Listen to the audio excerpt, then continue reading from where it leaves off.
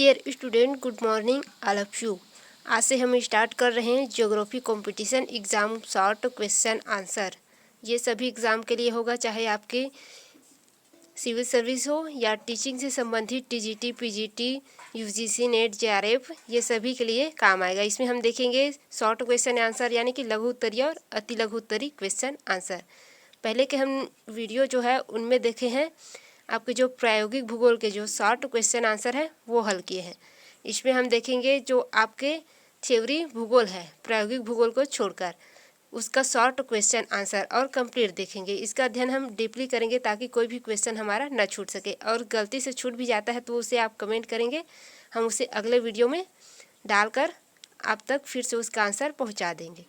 तो चलिए स्टार्ट करते हैं आज का लघु उत्तरीय प्रश्न उत्तर या शॉर्ट क्वेश्चन आंसर, जो कि सभी क्वेश्चन आपके एग्ज़ाम के लिए इम्पॉर्टेंट है।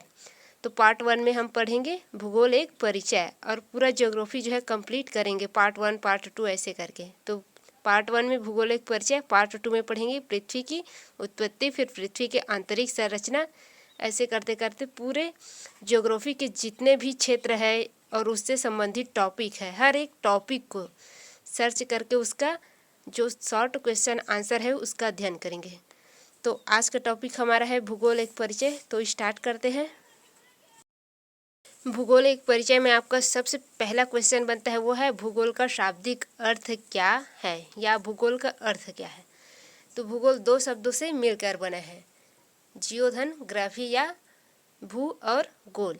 भू को कहते हैं जियो और गोल को कहते हैं ग्राफी यानी कि डिस्क्रिप्शन।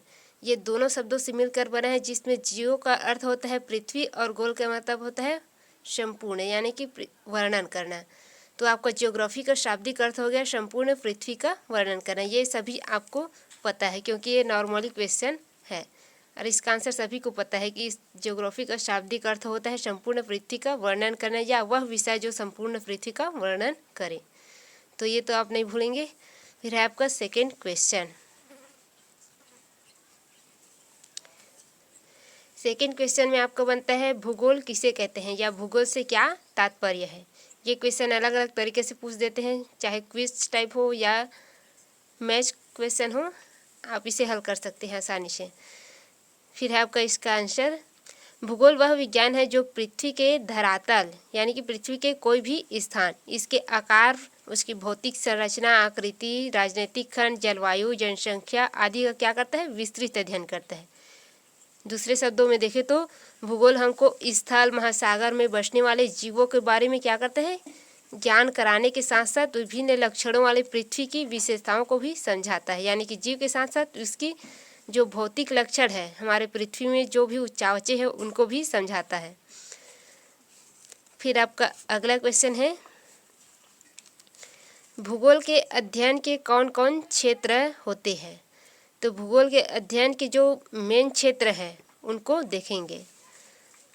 तो भूगोल के अध्ययन के जो क्षेत्र होते हैं वो सबसे महत्वपूर्ण क्षेत्र या मुख्य क्षेत्र क्या है, पृथ्वी। और पृथ्वी के अंतर्गत क्या क्या आता है, स्थल मंडल, जल मंडल, वायुमंडल और हिममंडल। हिममंडल को नया शामिल किया गया है इसमें। तो आपके जो भूगोल के अध्ययन का मेन क्षेत्र पृथ्वी है, और पृथ्वी के अंदर ये चारों मंडल और एक हिममंडल, ये पांचों आ जाते हैं। और पांचों मंडल के जो तत्व है, आकार, प्रकार, विस्तार, विकास, संरचना आदि का अध्ययन क्या करते हैं, हम भूगोल के अध्ययन क्षेत्र में करते हैं। तो उदाहरण के तौर पर ये लिखा हुआ है, स्थल मंडल भू आकृति विज्ञान करते हैं, जल मंडल के अंतर्गत समुद्र विज्ञान आ गया और समुद्र विज्ञान से संबंधित अध्ययन है। आपका हिम मंडल जो नया जुड़ा है वो आपके जो हिम है उनसे संबंधित पूरे अध्ययन आ जाता है इसमें। फिर है आपका वायुमंडल, आपके जितने भी जलवायु है, मौसम है, ये सभी इसमें आ जाते हैं। आपके जैव मंडल है जिसमें जैव भूगोल आ जाते हैं। यानी कि इसमें पृथ्वी से संबंधित जितने भी क्षेत्र है वह सब किस में आ जाता है, भूगोल के अध्ययन में, क्योंकि भूगोल के अध्ययन के मेन क्षेत्र ही पृथ्वी है। फिर है आपका अगला क्वेश्चन, ये है आपका क्वेश्चन, भूगोल को कितने प्रमुख शाखाओं में बांटा गया है। तो भूगोल को प्रमुख दो शाखाओं में बांटा गया है, एक भौतिक भूगोल और एक मानव भूगोल। तो इसमें प्रश्न उठता है भौतिक भूगोल को और उप शाखाओं में बांटा गया है, तो वो उप शाखा कौन कौन से हैं ये देखते हैं। तो भौतिक भूगोल को किन किन उप शाखाओं में बांटा गया है, उनके नाम बताइए। तो भौतिक भूगोल को निम्न उप शाखाओं में बांटा गया है। तो भौतिक भूगोल में किस चीज़ का अध्ययन करते हैं? इसके अंतर्गत पृथ्वी के भौतिक पर्यावरण से संबंध रखने वाली घटनाओं का अध्ययन करते हैं जो मानव जीवन को प्रभावित करता है। और वो कौन कौन से हैं, नीचे देखते हैं। वो है आपका खगोलकी या खगोल विज्ञान। ये तो पता है आपको, ग्रह, नक्षत्र, तारे, ये सभी किस में आते हैं? खगोल विज्ञान में आते हैं, जिसमें ग्रहण भी आता है, परिवर्तन भी आ जाता है इसी में, और भूगोल में भी यही आता है, ये इसका शाखा है। फिर आपका भू आकृति विज्ञान, इसमें क्या करते हैं हम? जो उच्चावच है स्थलाकृति है उसका अध्ययन करते हैं। फिर आपका जलवायु विज्ञान, ये भी आपके भौतिक भूगोल का एक शाखा है, जिसके अंतर्गत हम जितने भी तापमान है, वर्षा है, ये सभी इस मौसम है, इसका अध्ययन करते हैं। फिर आपका जल विज्ञान, इसके अंतर्गत हम जल का वितरण या जल से संबंधित जितने भी विषय क्षेत्र है वो अध्ययन करते हैं हम। फिर आपका समुद्र विज्ञान, समुद्र विज्ञान के अंतर्गत भी आपके जितने भी सागर है, नदी है, ये सभी इसमें आ जाते हैं। जो समुद्र विज्ञान के उच्चावच वगैरह है, उसके लवणता है, उसके अंदर की जो सघनता है, ये सभी क्या आ जाते हैं? समुद्र विज्ञान में। फिर आपका हिम विज्ञान, तो हिम विज्ञान के आपके हिमनद वगैरह ये सभी क्या आ जाते हैं? हिम विज्ञान में। फिर आपका मृदा विज्ञान, इसके अंतर्गत आप मिट्टी का अध्ययन करते हैं और जो चट्टानों की संरचना है उनका अध्ययन हो जाता है इसमें, यानी कि जो भूमि की संरचना वगैरह है और भूमि है उसका। फिर आपका वनस्पति विज्ञान, इसके अंतर्गत विभिन्न प्रकार की जो वनस्पति हमारे भौतिक वातावरण में पाए जाते हैं, यानी कि प्राकृतिक वातावरण में, उसका अध्ययन। फिर आपका जीव विज्ञान, इसके अंतर्गत आपका जैव भूगोल का अध्ययन किया जाता है।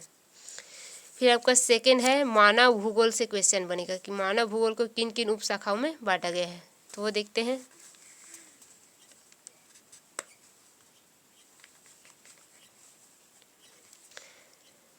मानव भूगोल को निम्न शाखाओं में बांटा गया है।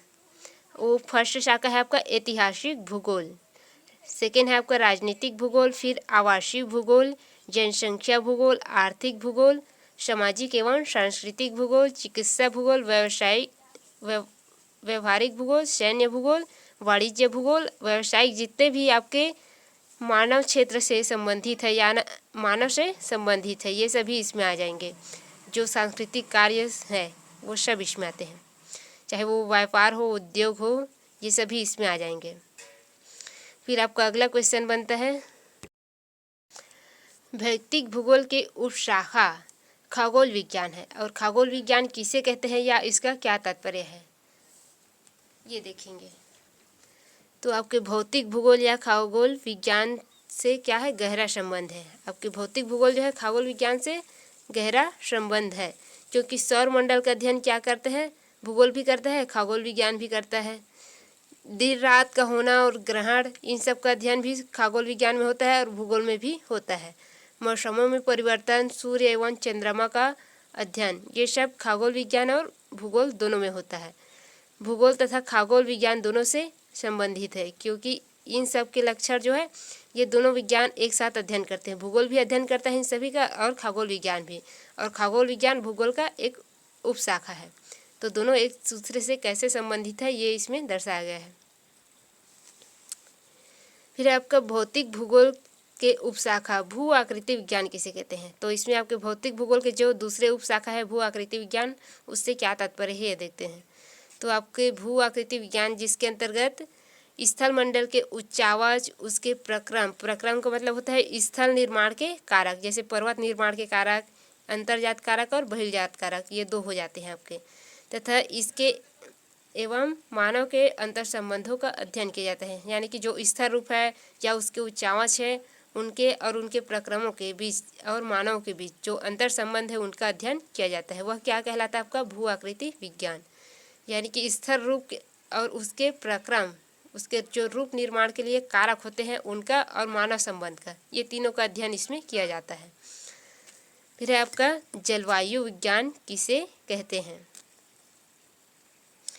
जलवायु विज्ञान भौतिक भूगोल की वह शाखा है जिसके अंतर्गत वायुमंडलीय दशाओं जैसे कि मौसम, जलवायु, तापमान, आर्द्रता, वर्षा, वाताग्र आदि का क्या करते हैं? अध्ययन किया जाता है इसमें।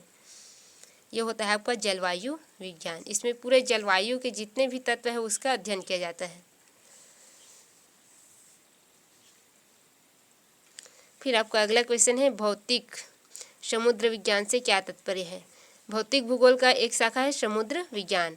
तो समुद्र विज्ञान किसे कहते हैं या इसका क्या अर्थ है?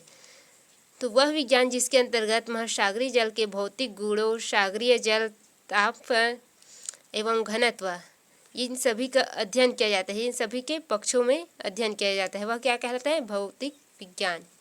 इसके अंतर्गत समुद्र विज्ञान कहलाता है ये। तो इसे कहते हैं भौतिक समुद्र विज्ञान। एक बार फिर से देख लेते हैं, वह विज्ञान जिसके अंतर्गत क्या करते हैं? समुद्र के भौतिक जो गुण है या उस समुद्री जल की जो तापमान, घनत्व, लवणता जितने भी है उस सभी के पक्षों में क्या करते हैं? अध्ययन करते हैं, वही आपका समुद्र विज्ञान कहलाता है। फिर आपका अगला क्वेश्चन है, भूगोल और भौतिक भूगोल की उपशाखा जल विज्ञान और समुद्र विज्ञान एक दूसरे से किस प्रकार संबंधित है? तो भूगोल और भौतिक भूगोल की जो उपशाखा है जल विज्ञान और समुद्र विज्ञान, ये एक दूसरे से निम्न प्रकार से संबंधित है। मानव सभ्यता का विकास किससे हुआ है? नदियों और झीलों के किनारे। और झीलों और नदी का अध्ययन किसमें किया जाता है? जल विज्ञान और समुद्र विज्ञान। इसलिए ये एक दूसरे से संबंधित है और ये क्या करते हैं? मानव को प्रभावित कर रहे हैं, क्योंकि मानव का विकास ही इनके किनारे हुआ है, इसलिए ये सभी क्या है? एक दूसरे से संबंधित है। फिर है आपका अगला क्वेश्चन, भूगोल एवं भौतिक भूगोल की शाखा मृदा विज्ञान, ये आपकी भौतिक भूगोल की एक शाखा है, उपशाखा मृदा विज्ञान। ये किस प्रकार से संबंधित है भौतिक भूगोल और भूगोल से? तो सभी मनुष्य को भोजन सीधे या अप्रत्यक्ष रूप से, यानी कि प्रत्यक्ष या अप्रत्यक्ष दोनों रूप से क्या होता है? मृदा से ही प्राप्त होता है। और मिट्टियों का अध्ययन किसमें किया जाता है? भूगोल में भी किया जाता है और भौतिक भूगोल में और मृदा विज्ञान, तीनों में इसका अध्ययन किया जाता है। मृदा विज्ञान का मुख्य जो विषय है वो क्या है? मिट्टी है, जिसका आधार रसायन शास्त्र है। इसलिए भूगोल और इस विषय का घनिष्ठ संबंध है, यानी कि भूगोल, भौतिक भूगोल और मृदा विज्ञान तीनों का घनिष्ठ संबंध है, क्योंकि भूगोल, भौतिक भूगोल और मृदा विज्ञान तीनों में भूमि का अध्ययन किया जाता है। फिर आपका अगला क्वेश्चन है इसमें, भूगोल व मानव विज्ञान एक दूसरे से किस प्रकार संबंधित है? तो भूगोल व मानव भूगोल दोनों में, यानी कि मानव विज्ञान दोनों में ही मनुष्यों की शारीरिक बनावट, उनकी वितरण, जनसंख्या, जैविक लक्षणों के आधार पर उनके भिन्न भिन्न जातियों का अध्ययन किया जाता है। यानी कि उस भौतिक भूगोल और आपके जो भौतिक भूगोल को छोड़कर आपके जो भूगोल की शाखा है मानव भूगोल, इसके अंदर क्या करते हैं? जनसंख्या का अध्ययन किया जाता है, उसका वितरण और उसके लक्षणों के आधार पर उनकी जो संरचना है, उसकी शारीरिक बनावट है, इन सभी के बारे में अध्ययन करते हैं आपके मानव भूगोल में। तो जो भूगोल है और मानव भूगोल है ये एक दूसरे से संबंधित है। और भौतिक भूगोल क्या करता है? ये जो मानव है उनको प्रभावित करता है। भूगोल एवं अर्थशास्त्र एक दूसरे से किस प्रकार संबंधित है? तो आपके जो भूगोल है और अर्थशास्त्र है ये एक दूसरे से किस प्रकार संबंधित है? इसका आंसर है आर्थिक व्यवसाय, आर्थिक क्षेत्रों से संबंधित है, क्योंकि भूगोल में भी आर्थिक क्षेत्रों का अध्ययन किया जाता है और अर्थशास्त्र में भी। भूगोल में जो जनसंख्या भूगोल आता है या मानव भूगोल आता है उसके अंतर्गत आर्थिक क्षेत्र का अध्ययन किया जाता है और अर्थशास्त्र में भी आर्थिक क्षेत्र का अध्ययन किया जाता है। तो ये एक दूसरे से इस प्रकार संबंधित है। फिर है आपका अगला क्वेश्चन, भूगोल तथा सैन्य विज्ञान एक दूसरे से किस प्रकार संबंधित है? विभिन्न राष्ट्रों की सीमाओं, क्षेत्रफलों, भौगोलिक साधनों और उसकी जनसंख्या की सुरक्षा का अध्ययन भूगोल तथा सैन्य विज्ञान दोनों में किया जाता है। आपके भूगोल में भी राष्ट्रों की सीमाओं या पड़ोसी देशों, उसके क्षेत्रफल कितनी है, भौगोलिक उनके साधन क्या है, उनकी जनसंख्या की सुरक्षा, यानी कि उसकी जो राष्ट्र है उनकी सुरक्षा के लिए उसकी धरातल की बनावटों का अध्ययन भी करते हैं। तथा सैन्य विज्ञान भी क्या करते हैं? सुरक्षा के लिए किसी राष्ट्र की उसकी सीमा की क्षेत्रफल कितनी है, ताकि कोई बाहर के अंदर ना आ पाए या अंदर से कोई दूसरे राज्य में ना जा पाए, एक सीमा निर्धारण करने के लिए ये सभी क्या अध्ययन करते हैं। तो ये एक दूसरे से घनिष्ठ संबंध रखते हैं। फिर आपका अगला क्वेश्चन है, भूगोल के अध्ययन के पद्धति किसे कहते हैं या अध्ययन की पद्धति से क्या तात्पर्य है? भूगोल के अध्ययन के पद्धति से तात्पर्य है उस विधि से जो भूगोल के या उसके शाखाओं व उपशाखाओं की अध्ययन करने के लिए प्रयोग किए जाते हैं। और वो विधियाँ या पद्धतियाँ कौन कौन सी है, तो नीचे देखेंगे भूगोल के अध्ययन की पद्धतियाँ कौन कौन सी है। तो भूगोल के अध्ययन की निम्न पद्धतियाँ हैं, कौन कौन सी, 3 प्रकार के होती है ये। वैज्ञानिक पद्धति जो कि सभी विज्ञानों में किया जाता है वो भूगोल में भी किया जाता है। सेकेंड है आपका क्रमबद्ध पद्धति और आपका प्रादेशिक पद्धति। ये 3 प्रकार की पद्धति या विधियाँ हैं जिससे भूगोल और उसके उपशाखा और शाखाओं का अध्ययन किया जाता है। तो आपका अगला क्वेश्चन है, अब भूगोल के अध्ययन की क्रमबद्ध पद्धति को समझाइए। यानी कि भूगोल के अध्ययन की जो शाखा है क्रमबद्ध पद्धति, उसको समझाइए। तो क्रमबद्ध पद्धति को प्रकरण विधि भी कहते हैं।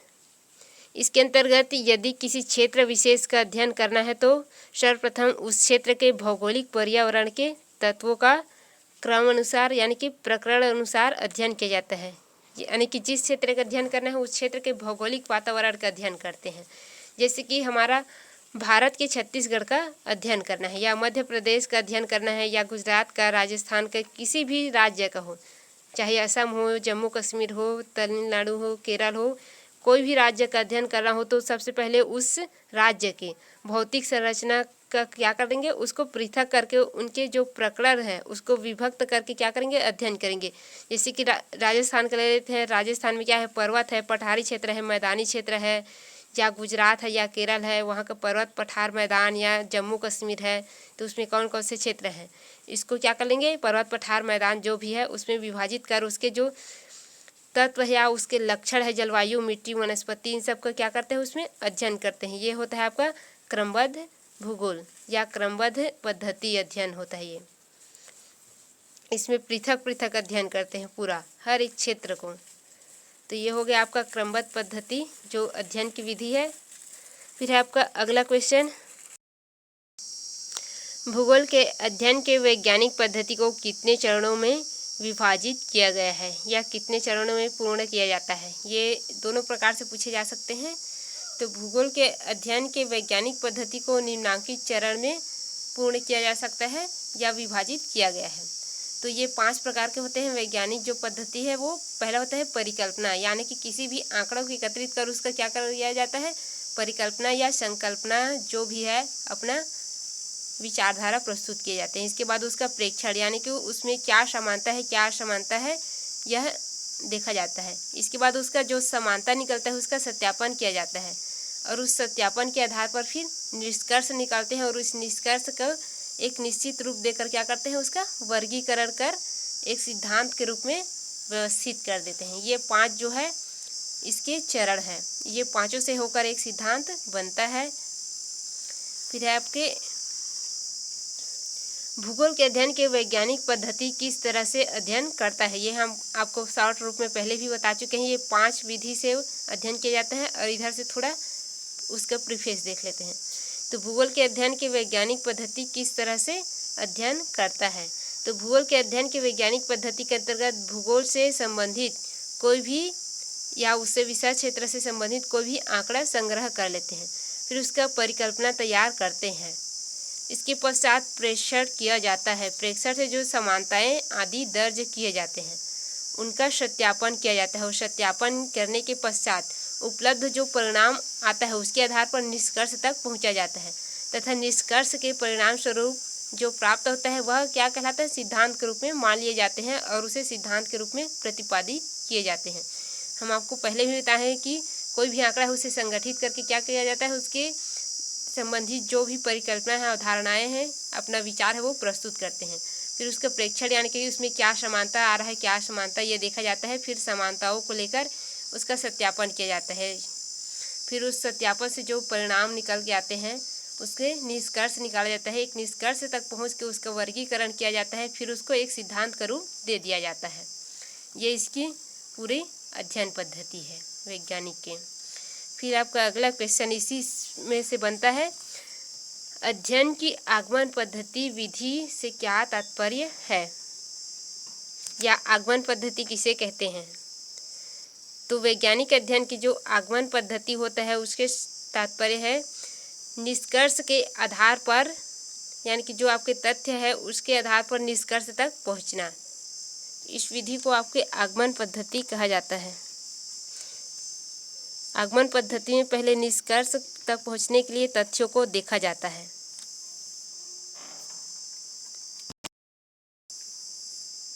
अध्ययन की वह पद्धति जिसमें तथ्यों के आधार पर निष्कर्ष तक पहुंचा जाता है, तो इस विधि को आगमन विधि कहते हैं। अब इसी की जस्ट विपरीत एक और है निर्गम। ये निर्गम पद्धति क्या है या निर्गम विधि क्या है, ये क्वेश्चन देखते हैं। वैज्ञानिक अध्ययन की जो निर्गम विधि है, इससे तात्पर्य क्या है?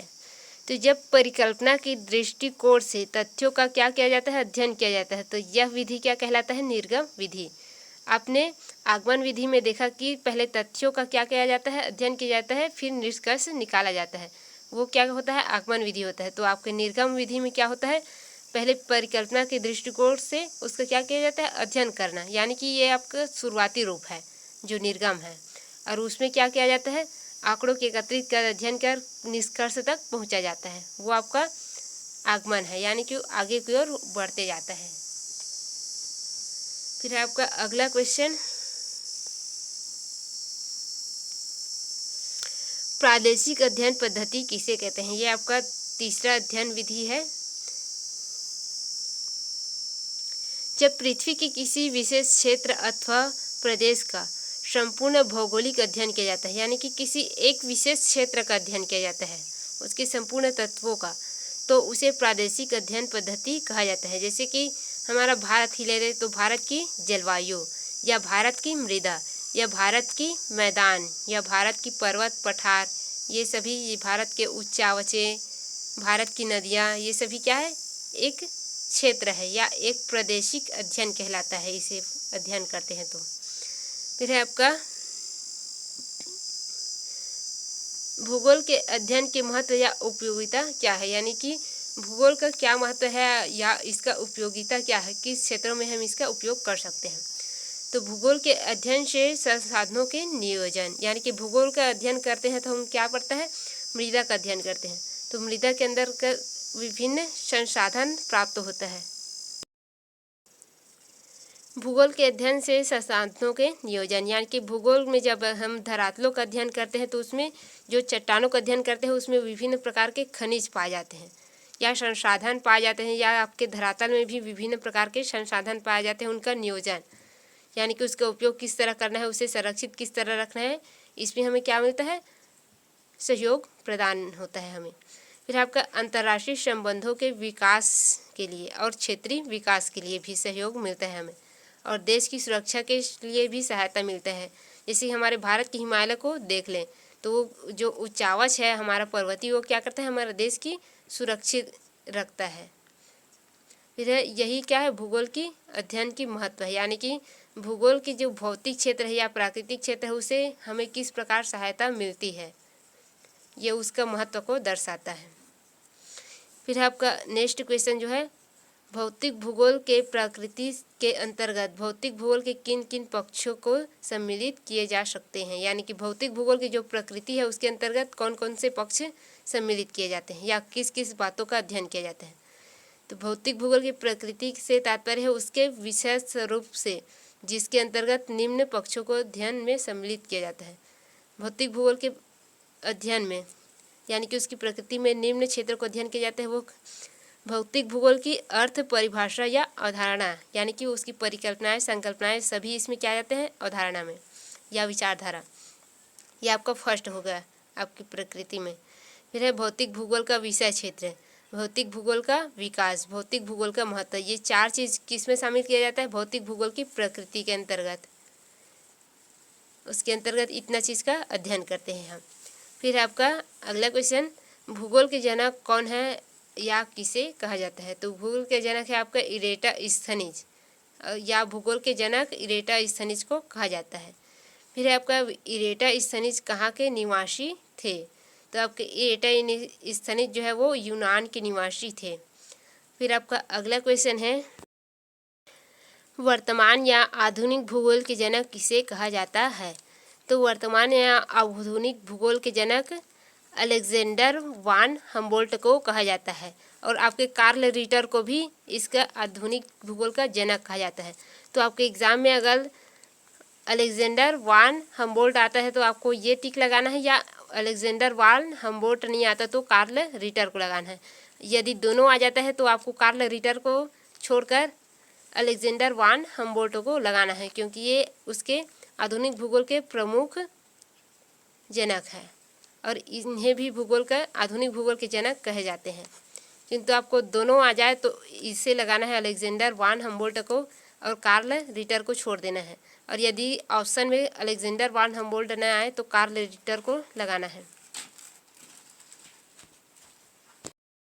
तो आपके जो पार्ट 1 है ज्योग्राफी कंपटीशन क्वेश्चन आंसर का वो कंप्लीट हुआ। यदि इसमें कोई भी क्वेश्चन छूट गया है जो आपको पता है तो आप वो क्वेश्चन को कमेंट में सेंड करेंगे, हम उसका आंसर निकाल कर पुनः दूसरे वीडियो में ऐड कर देंगे।